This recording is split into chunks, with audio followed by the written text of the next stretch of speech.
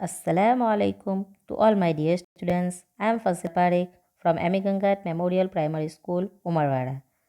Standard 5 subject English. વિદ્યાર્થી મિત્રો, આજે આપણે એક્ટિવિટી 5 જોવાની છે. એક્ટિવિટી 5માં કશું નથી. એક્ટિવિટી 5માં શું છે? રમત રમવાની છે.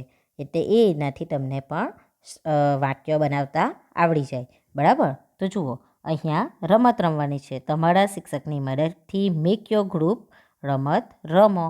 બરાબર? જો આપણે શાળાની અંદર ભેગા થતા હોઈ શકતે તો આપણે આ રમતને ખૂબ સારી રીતે રમતે. બરાબર? પરંતુ એવું પોસિબલ છે નથી. તો વિડીયોના આધારે હું ફક્ત અને ફક્ત તમને નામ અને તેના આધારે કઈ રીતે સેન્ટેન્સ બને તે બતાવી દઉં છું. બરાબર? તો જુઓ, આપણે શાળામાં હોતે તો આપણે શું કરતે તે કે થોડા વિદ્યાર્થીઓને વર્ગ સમક્ષ બોલાવી આ રમત કેવી રીતે રમાય તેનો નમૂનો રજૂ કરીએ. ચાલો, તો કઈ રીતે તે કે વિદ્યાર્થીઓ, દાખલા તરીકે મેં 5-6 વિદ્યાર્થીઓને ઊભા કર્યા. બરાબર? હવે એક વિદ્યાર્થીને મેં પ્રાણીઓના નામ આપ્યા. શું કર્યું? પ્રાણીઓના નામ એક ચિઠ્ઠીના અંદર લખીને આપ્યા. બીજા વિદ્યાર્થીને મેં પક્ષીઓના નામ આપ્યા. ત્રીજા વિદ્યાર્થીને મેં ફ્રૂટ્સના નામ આપ્યા. ચોથા વિદ્યાર્થીને મેં રંગના નામ આપ્યા. અને પાંચમા વિદ્યાર્થીને મેં વેજીટેબલ્સના નામ આપ્યા. પછી બીજા એક વિદ્યાર્થીને ફ્લાવર્સના નામ આપ્યા. છઠ્ઠા વિદ્યાર્થીને મેં વાહનોના નામ આપ્યા. બરાબર? આ રીતે મેં અલગ અલગ વિદ્યાર્થીને 7 વિદ્યાર્થીઓને બોલાવ્યા અને 7એ અલગ અલગ નામ આપ્યા. બરાબર? અલગ અલગ ચિઠ્ઠી આપી અને તેના અંદર અલગ અલગ નામ છે. બરાબર? કોઈ એકના અંદર પ્રાણીઓના નામ છે, કોઈના અંદર પક્ષીનું નામ છે, કોઈના અંદર ફ્રૂટ્સના નામ છે, તો કોઈની અંદર વેજીટેબલ્સ છે, કોઈની ચિઠ્ઠીમાં ફ્લાવર્સ છે, કોઈની ચિઠ્ઠીમાં વ્હીકલ છે, કોઈની ચિઠ્ઠીમાં કલર્સ છે. બરાબર? તો હવે તમારે શું કરવાનું છે? તમારે અહીંયા તમને એક ઉદાહરણ આપેલું છે, તે જ રીતે તમારે બીજા ઉદાહરણ બનાવવાના છે. બરાબર? સ્ટુડન્ટ 1 જુઓ શું કહે છે? આઈ have a lion. Do you have any animals? I have lion એટલે કે મારી પાસે શું છે? સિંહ છે. બરાબર? આ રીતે અહીંયા શું છે? સિંહ છે. તો અહીંયા આપણે એવું કહી શકીએ કે do you have any animal? તમારી પાસે કોઈ પ્રાણી છે? તો બીજો સ્ટુડન્ટ શું જવાબ આપશે? Come here. I have also an animal એટલે કે મારી પાસે પણ એનિમલ છે. હવે એની પાસે જે એનિમલ છે તે એ જવાબ આપશે કે મારી પાસે શું છે? રેબિટ છે. એટલે કે 2 વિદ્યાર્થીઓને આપણે ગ્રુપની અંદર ભેગા કરવાના છે અને પછી તેને શું બનાવવાનું છે? ડિસ્કસ કરવાનું છે અને આ રીતે આપણે સેન્ટેન્સ બનાવવાના છે. આપણે જો શાળાની અંદર હોતે તો આપણે આ રીતે ચિઠ્ઠી ભેગી એક સ્ટુડન્ટને આપીને આપણે આ રમતને રમી શકતે. પરંતુ અહીંયા હું જ તમને 2-4 વાક્ય બોલીને બતાવી દઉં છું. તેના આધારે તમારે ઘરે જાતે વાક્ય બનાવવાના રહેશે. બરાબર?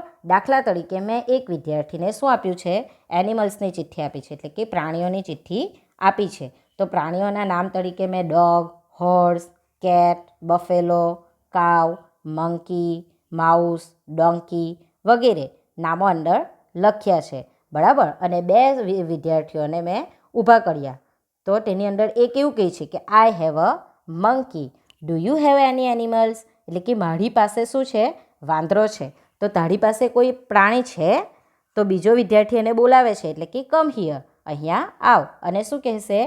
Yes I also have an animal. હા, મારી પાસે પણ છે.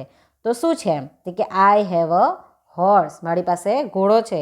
આઈ હેવ અ કેટ. મારી પાસે બિલાડી છે. આ રીતે તમારે કરવાનું છે. હવે બીજો વિદ્યાર્થી, તમે કોઈકને પક્ષીનું નામ આપ્યા, પક્ષીના નામની ચિઠ્ઠી આપેલી છે તો તેની અંદર અલગ અલગ પક્ષીઓના નામ છે. દાખલા તરીકે ક્રો, સ્પેરો, હેન, પેરોટ, પીકોક વગેરે જેવા. બરાબર?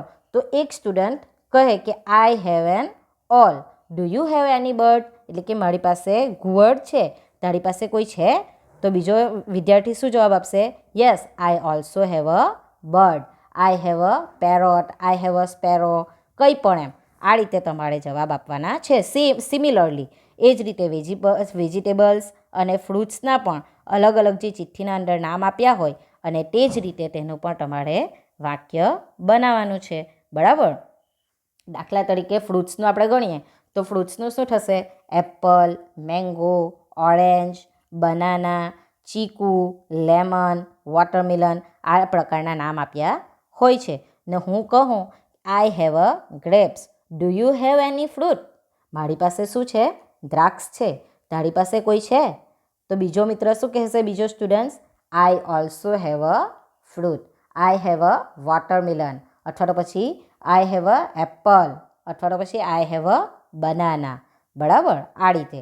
ફ્લાવર્સનું કહીએ તો ફ્લાવર્સમાં lotus, rose, champa, marigold, sunflower વગેરે જેવા નામ આપવામાં આવ્યા હોય અને હું કહું I have a rose, do you have any flower? So શું કહેશે? Yes, I also have flowers, I have a champa અથવા તો પછી મેરીગોલ્ડ. બરાબર? આ રીતે તમારે વ્હીકલ, કલર્સ આ રીતે તમારે સેન્ટેન્સો બનાવવાના છે અને તમે તમારા મિત્ર સાથે આ રમતને ઘરે પણ રમી શકો છો. થેન્ક યુ વિદ્યાર્થી મિત્રો. આપણી એક્ટિવિટી 5 અહીંયા પૂર્ણ થાય છે. Thank you.